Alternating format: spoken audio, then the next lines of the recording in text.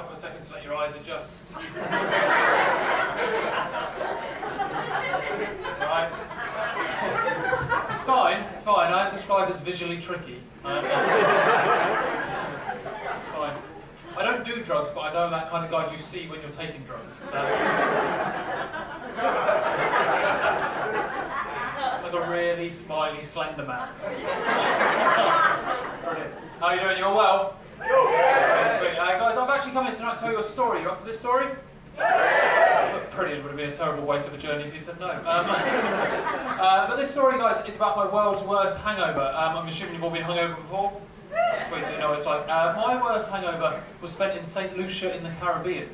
Now, I say that, and a couple of you look at me and go, oh, okay, he looks odd, but he's doing well. He's not completely fucked. That's not entirely true. This story dates back 10 years ago when I was 16, 6'7", ginger hair in 38 degrees heat. Probably the worst I've ever been in my life.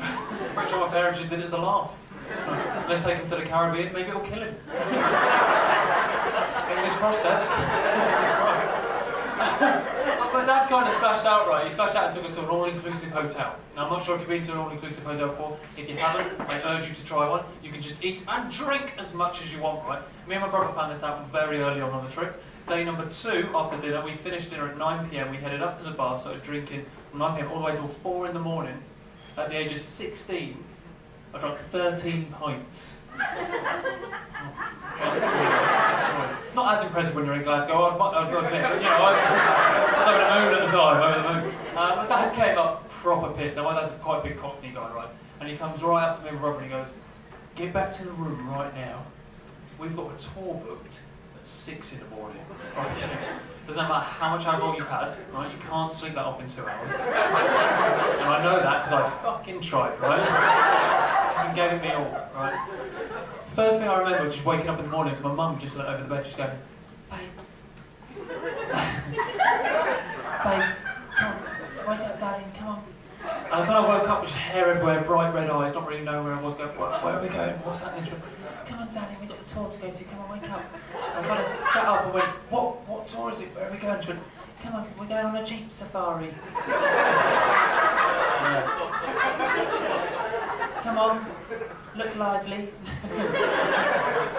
I'm not sure if you've ever been on a jeep safari before. If you haven't, it's 8 people, sat opposite another 8 people, on the back of a fucking jeep, doing this.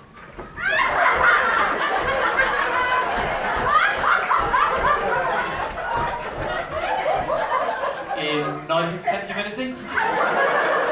My mum's looking at me the entire way on the back of this jeep going, if you fucking, she's gone to my dad now, you fucking throw up in front of all these pricks on this van. I'm like, Mum, not going to happen, I'm not going to... Swallowed it, absolutely fine, absolutely fine. Then just breathes out. The tour guide then stands up whilst the truck's moving, right? He stands up and he just points in the distance and he goes like this, he goes, you see the volcano?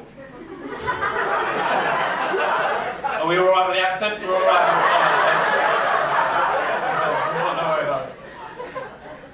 I shouldn't have brought it up, I should have just left it, shouldn't I? Because in my head I have to do something a little bit stereotypical. I have to go, geez man, in my head before I do it. Fuck off, don't look at me like that, we all do it. The first thing you do when you do an Irish accent, you go, potato, in your head straight away.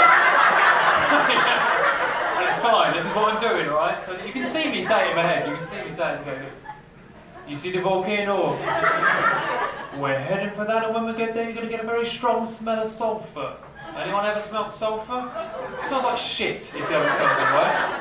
I took one whiff of that on the back of this Jeep and I went like this.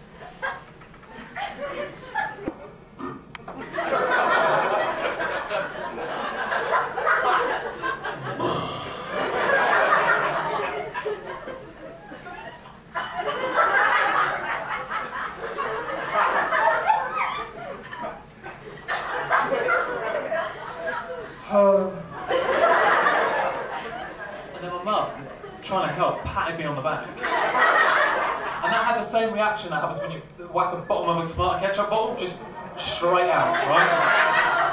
Projectile over the side of this truck continuously for the next 7.5 miles. If we we got lost in the jungle that day, you could have found us by following this slug-like trail. I just think it's like this really sick version of Hansel and Gretel. It's horrible. Where were we heading for? We're heading for a lagoon, right? We're all going to go swimming. Life was going to be great. I wasn't feeling up for it. I had a bad chip the night before. Wasn't feeling great about myself. So everyone fucked off and just left me sat on a rock, right, like this. Just left me sat in. They all fucked off to go swimming. Are you alright? Just checking, right? Listen. So I just sat on a rock, left it in the middle of the jungle, right, and had just here I had like a beautiful lagoon. It was like tranquility. It was like perfect. I had a lovely lagoon here, sat on a rock, it was in the shade, had a waterfall here, mist hitting my face, it was perfect, right? And on this, I was in that moment of a hangover where I was just staring. And I was thinking to myself, if nothing else happens for the rest of my life, I'll be alright. And just where you guys are, there was a rock just to the side, and up on this rock jumped up this little lizard, beautiful little thing, bright green, little yellow line going down. And I'm a nature guy, so this really excited me, right? I was like, oh. I didn't overdo it, you know. But I was like, that's really cool. But it was a really nice moment because he did this thing lizards do. I don't know if you've seen this on like a David Attenborough documentary. Where he jumped up and he went, as if to go, you're right. But it felt like he had come to my aid. It was really nice. He approached me and our eyes locked. It was like, you know, a really nice moment between man-ish and beast. And we kind of, and then I threw up on the fucker, right?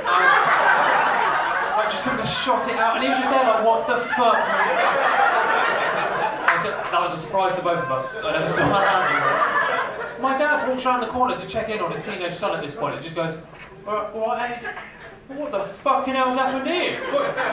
Have you thrown up a lizard? I went, no, I threw up on the lizard. I threw up on, that didn't come out of me. I've not been eating lizards. That's my main point.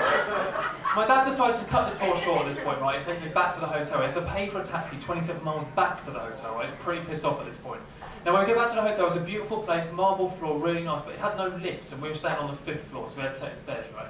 Now, these weren't like domestic stairs, these were slatted stairs, so they had gaps in all the way through. And as my dad stood with me in the lobby, he just put his arm around me and just looked at the stairs and he went, Ryan, before we do this trip, I'm going to ask you a question.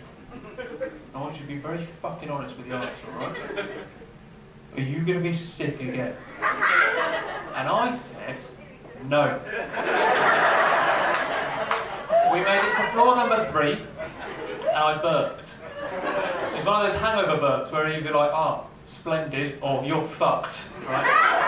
As soon as that burp came out, my dad grabbed me by the scruff of the neck, right, which I didn't even know I had. And he just threw me to the 4th floor. I'm not quite sure what his objective was at this point. Like, I was already like a water balloon for the porridge at this stage. There was no, he just launched it. And I just hit the 4th floor and it shot straight through the gap of the stairs.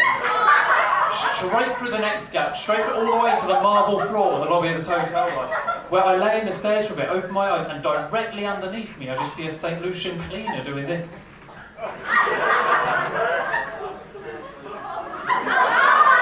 And then she carried on mopping, bless her. My dad grabbed me, went straight up into the room, threw me in the bathroom and wash yourself down. Went into the bedroom, I shit myself, I just completely washed myself down, came out and went, Dad, I'm so sorry, I fucked up. It's only day 3, not fucking another holiday, I fucked everything up, just thrown up on a cleaner, never mind a cleaner, I thrown up on a person. Doesn't matter what their occupation was, I thrown up on a person, doesn't matter. I'm so sorry, he went, right, enough! Just leave it, alright? I just can't stop thinking about that poor fucking lizard. Fuck the cleaner! Who cares about the cleaner? No one does, always a lizard. Guys, this has been great. Thank you so much for welcoming me on stage.